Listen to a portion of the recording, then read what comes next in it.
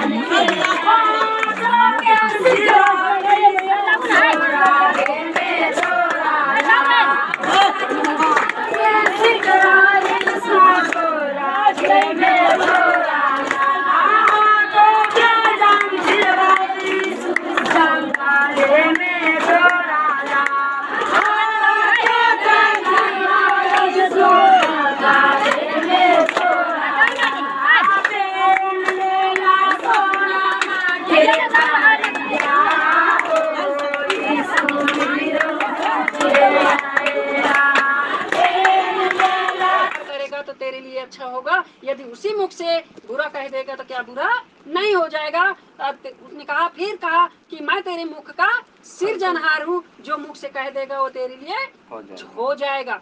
जैसे कि गेहूं है तो उसको बो दिया तो उसको बार बार खोदने पर वो क्या जामेगा, वो भाकुर जाएगा उसी में। लेकिन इसलिए हम प्रार्थना तो कर दिए, लेकिन उस तरफ हमको देखना नहीं है, फिर वो ऑटोमेटिक अच्छा हो जाएगा। वो जो तुम्हारा काम था वो कर दिए, लेकिन उसका काम है अच्छा करना, वो अच्छा कर चुका है यीशु मसीह के नाम से।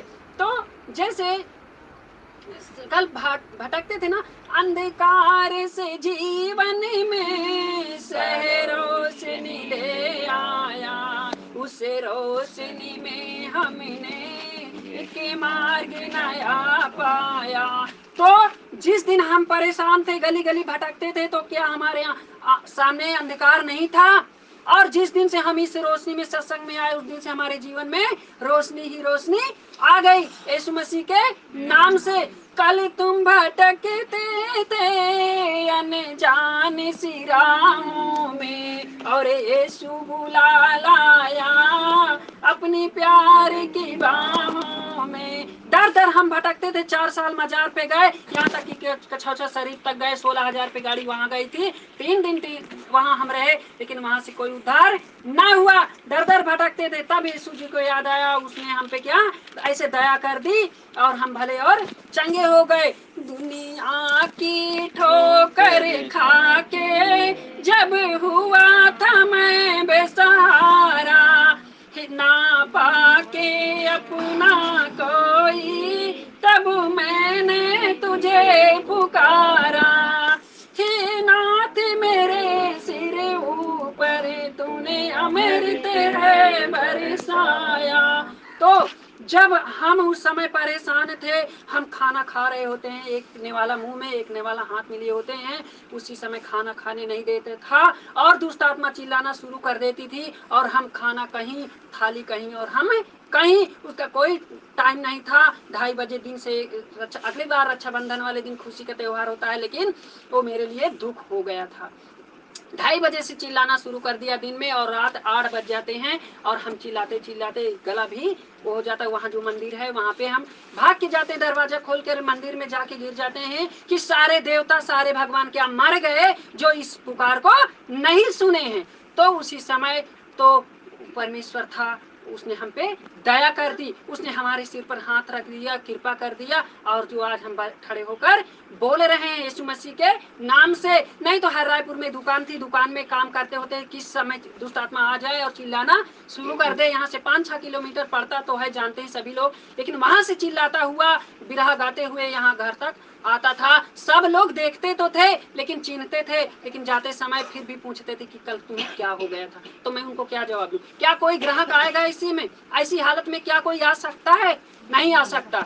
यहाँ तक कि रिश्तेदार भी छोड़ जाते हैं, साथ छोड़ जाते हैं, और कोई साथ नहीं देता। हम इस सत्संग में तो जाते हैं, जिस भाई के यहाँ जाते हैं, जिस घर में जाते हैं, क्या हमसे घृणा करते हैं? कोई घृणा नहीं करता। मैं पहली बार गया था नेवादा सत्संग, वहाँ अंगीकार हुआ, वहाँ चारपाई पे बैठा था और वहाँ दुष्ट आत्मा चिल्लाना शुरू कर दिया था। क्या उन घर के लोगों ने क्या मुझे धुतकारा था? पहली बार मैं गया था, उन घर के लोगों ने मुझे गले लगा लिया था। उन लोगों से नहीं डरा कि क्या ये दुष्ट आत्मा मुझे भी ना हो जाए। लेकिन हमारे रिश्तेदार क्या सोचेंगे, इसके यहाँ जाएंगे, इसको बुलाएंगे, कहीं मुझे भी ना हो जाए। ऐसा सोचते हैं कि नहीं सोचते? कोई किसी का नहीं लिखा है, ना हम किसी के ना कोई हमारा। हम तो परमेश्वर को जाने, जब हम अच्छे हो गए तो हम उसको जाने, और हम रिश्तेदार और नातों को क्या जाने। हम तो हमारे सब रिश्तेदार यही हैं। हमारे जो सत्संगी भाई हैं, गुरु भाई बहन हैं, और हमारे यज्ञ हैं, सारे रिश्तेदार हमारे यही हैं। और रिश्तेदारों से बढ़कर मान सम्मान तो यहाँ मिलता है। क्या वहाँ मिलता था इससे पहले? क्या कोई रिश्तेदार कभी आके ये कहा कि चल वहाँ मैं तुझे ले जाता हूँ? यहाँ तक कि अपना भाई भी साथ छोड़ देता है, बगली में बैठा होता है, जिस समय दुष्ट आत्मा चिल्लाती है, घर पे कोई नहीं रहता, वो भी साथ छोड़ के भाग जाता है। जिस समय होश में आता है उस समय मेरे पास में कोई नहीं रहता। क्या उस भाई को क्या अब भाई नहीं था? तब भाई नहीं था, अब भाई है।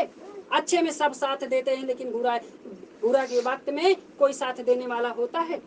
कोई नहीं होता। जिसके पैर में जाए बेवाई ना, वो क्या जाने पर आई पीर। जिसके शरीर में दुख और पीड़ित होती है वही जानता है, दूसरा कोई जानने वाला नहीं होता है। यीशु मसीह के नाम से हमारे अगुए भी यहाँ कुछ सीखना भी है ना, तो समय धन्यवाद करते हैं उस महान ईश्वर को। मेरी आगे की यही चाहत पिता, जब तक आपका दिया हुआ जीवन और सांस रहे पिता, इसी भजन और वचन पे चलते रहे परमेश्वर। पिताजी हम तेरा धन्यवाद करते हैं पिता। और पिताजी शरीर की शारीरिक इच्छा कभी ना पूरी हो पिता, तेरी इच्छा और तेरी इच्छा पूरी हो परमेश्वर। पिताजी हम तेरा धन्यवाद करते हैं, जहाँ भी तेरी बेटी बेटा दूर दूर छोर छोर में दुख और कलेश में हो पिता, इस शरीर को वहाँ ले चल और उन्हें भी उद्धार दिला प्रभु यीशु के नाम से। धन्यवाद, आमीन। मेरा नाम मनोज कुमार और